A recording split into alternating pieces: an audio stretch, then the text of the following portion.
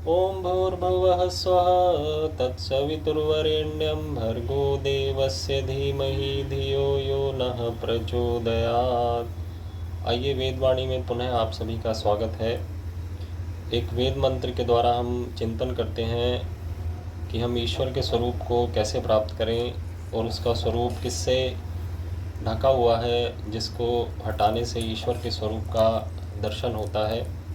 यजुर्वेद के 40वें अध्याय का 17वां मंत्र है। आइए मिलकर पाठ करते हैं। ओम हिरण्यमेन पात्रेण ओम हिरण्यमेन पात्रेण सत्यस्यापिहितं मुखं सत्यस्यापिहितं मुखं यो सावादित्ये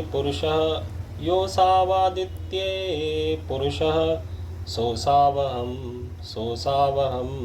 ओम खम भ्रम। मंत्र का शब्दार्थ है हिरण्यमेन पात्रेण, सुनहरे व लुभावने प्रकृति व माया रूपी पात्र से, सत्यस्य मुखम अपिहितम, सत्य स्वरूप परमात्मा का स्वरूप ढका हुआ है, अपिहित है।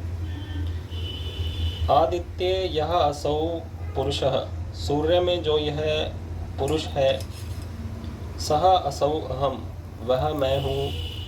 ओम ब्रह्म खम, अर्थात ओम नामक सर्वरक्षक महान परमात्मा आकाश के तुल्य सर्वव्यापक हूँ। तो ईश्वर ने अपना नाम यहाँ बताया कि मैं ओम हूँ और मैं आकाश के तुल्य सर्वव्यापक हूँ और मेरा मुख्य नाम ओम है। तो आगे मंत्र का हम हिंदी अर्थ जानते हैं कि माया रूपी सांसारिक विषय भोग रूपी सुनहरे पात्र से सत्य स्वरूप परमात्मा का मुख अथवा स्वरूप ढका हुआ है। सूर्य में जो यह पुरुष है तो वह मैं हूँ, अर्थात संसार का रक्षक महान परमात्मा जो कि आकाश के तुल्य सर्वव्यापक है। तो यहाँ अनुशीलन किया गया कि भौतिक विषय आकर्षक हैं, क्षणिक सुख देते हैं और मानव का सर्वस्व हरण कर लेते हैं। ये मनुष्य के विवेक को नष्ट करके उसे अधः पतन की ओर ले जाते हैं। अतः इनसे सावधानी अपेक्षित है कि इनका बुद्धिपूर्वक उपयोग करना चाहिए। नाना प्रकार के विषय हैं और संसार के सुखों का लाभ उठाने के लिए, शरीर यात्रा को पूर्ण करने के लिए हमें विषय सुख भी लेने पड़ते हैं। परंतु यदि हम इनमें ही लिप्त हो जाएं तो इसका मतलब है हम अपना पतन कर रहे हैं, कि हमारा मानव जीवन का जो मुख्य लक्ष्य है ईश्वर की प्राप्ति, उससे हम दूर हो रहे हैं। तो जो यह ईश्वर का स्वरूप है, यदि हम सांसारिक विषय वासनाओं में लिप्त रहेंगे तो वह हम उस स्वरूप का, जो कि सर्वव्यापक महान सर्वरक्षक ब्रह्म है, उस स्वरूप को हम प्राप्त नहीं कर पाएंगे। तो इसलिए हमें कुछ समय के लिए विषयों से उपराम होना पड़ेगा और अपने अंतर्मुख होकर हमें ईश्वर के दर्शन करने पड़ेंगे, अन्यथा हमें ईश्वर का स्वरूप दिखाई नहीं देगा। तो इसका अर्थ यही है कि हम संसार के विषय भोगों के कारण हम ईश्वर के स्वरूप को भूल गए हैं और यही ईश्वर के स्वरूप का ढकना है। अथवा यह भी कह सकते हैं कि ईश्वर अदृश्य है और यह प्रकृति का आवरण उस पर चढ़ा हुआ है। तो जब तक हम प्रकृति का दर्शन करते रहेंगे हमें परमात्मा का दर्शन नहीं होगा। तो यदि हमें ईश्वर का दर्शन करना है तो हमें प्रकृति की ओर देखना छोड़ना होगा और अंतर्मुख होना होगा, जिससे कि ईश्वर के स्वरूप का दर्शन हो।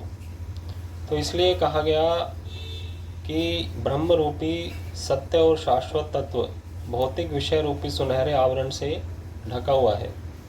तो ईशो उपनिषद का जो 15वां मंत्र है, उसमें इस मंत्र के पहले भाग के पहली पंक्ति के बाद एक दूसरी पंक्ति दी गई है कि तत्वं पूषण अपावृणो सत्य धर्माय दृष्टये, के हे पूषण, हे पुष्टिकर्ता परमात्मा के तत्व कि उस सुनहरे आवरण को तुम अपावृणु, तो हटा दे सत्य धर्माय दृष्टये, सत्य धर्म को अर्थात सत्य स्वरूप परमात्मा को देखने के लिए।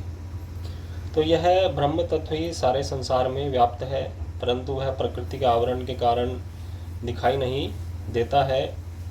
उस ब्रह्म ज्योति से ही सूर्य में भी प्रकाश है, वह ब्रह्म सर्वव्यापक होने से सूर्य में भी व्याप्त है। यह मंत्र में जो केवल सूर्य में बताया गया कि सूर्य में वह पुरुष है, तो वह केवल इसलिए बताया गया कि संसार के प्रत्येक पदार्थ में ईश्वर व्यापक है। कि सूर्य क्योंकि बहुत ही प्रकाशवान है, तो उसको प्रकाशवान किसने बनाया? परमात्मा ने बनाया, और वह उसमें भी व्यापक है। तो वही सूर्य में प्रकाशमान है, वही संसार के प्रत्येक तेजोमय पदार्थ का आश्रय है। अतः ब्राह्मण ग्रंथों में ब्रह्म को अमृत, अग्नि, सूर्य आदि कहा गया। शतपथ ब्राह्मण में कहा गया असौ वा आदित्यो ब्रह्म, कि जो ब्रह्म है वह आदित्य है, सूर्य के समान प्रकाशमान है। ब्रह्म व अग्नि ही, इसी प्रकार जैसे अग्नि प्रकाशमान है, परमात्मा भी प्रकाशमान होकर अग्नि नाम वाला है। और गोपथ ब्राह्मण में कहा गया यद अमृतम तद ब्रह्म, कि जो अमृत है, जो कि अमर है, वह ब्रह्म है। तो परमात्मा की उपासना का अभिप्राय है कि व्यक्ति ईश्वर सानिध्य के द्वारा ईश्वरीय गुणों को अपने अंदर लावे।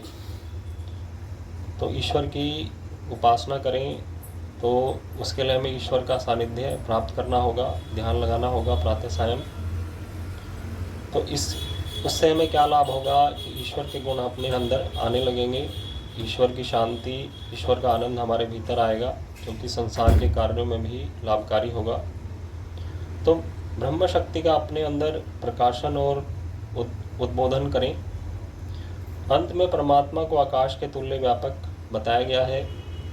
जिस प्रकार आकाश सर्वत्र व्याप्त है, उसी प्रकार परमात्मा भी सर्वत्र व्याप्त है। कण कण में उसकी सत्ता का अनुभव करके मनुष्य दिव्य शक्ति प्राप्त कर अपने जीवन को सुखमय बना सकता है। तो अंत में यह भी बताया गया, ईश्वर ने कहा कि मैं ओम नामक सर्वव्यापक ब्रह्म हूँ, ओम अहम ओम खम ब्रह्म। तो ओम का अर्थ, सरल अर्थ है कि जो रक्षा करे, वह ओम है। अवति इति ओम, ओम जो शब्द है वह अव धातु से बना है कि जो रक्षा करे, वह ब्रह्म है, क्योंकि अवति का अर्थ होता है रक्षा करने वाला, कि जो रक्षा करता है वह ओम नामक परमेश्वर है। तो जो ओम नामक सर्वरक्षक परमात्मा है, वह ब्रह्म का नाम है, निज नाम है, मुख्य नाम है। तो ओम का ही जप करने के लिए शास्त्रों में बताया गया है। ओम क्रतो स्मर, यह भी वेद का मंत्र है कि हे कर्मशील जीव, ओम का स्मरण कर, ध्यान कर। तो जीवन को सुखमय बनाना है, ईश्वर के आनंद को प्राप्त करना है, तो हम ओम का आश्रय लें, ओम की भक्ति करें, उपासना करें। कुछ देर के लिए विषयों से उपराम हो, कि जिससे यह ईश्वर के ऊपर जो आवरण होता है, विषयों में लिप्त होने के कारण हम ईश्वर के स्वरूप को भूल जाते हैं। तो इन विषयों को हटाएं और ईश्वर का चिंतन करें कुछ समय के लिए प्रातः सायं, जिससे हमें उस सत्य स्वरूप परमात्मा का दर्शन हो और उसकी अनुभूति हो अंतःकरण में।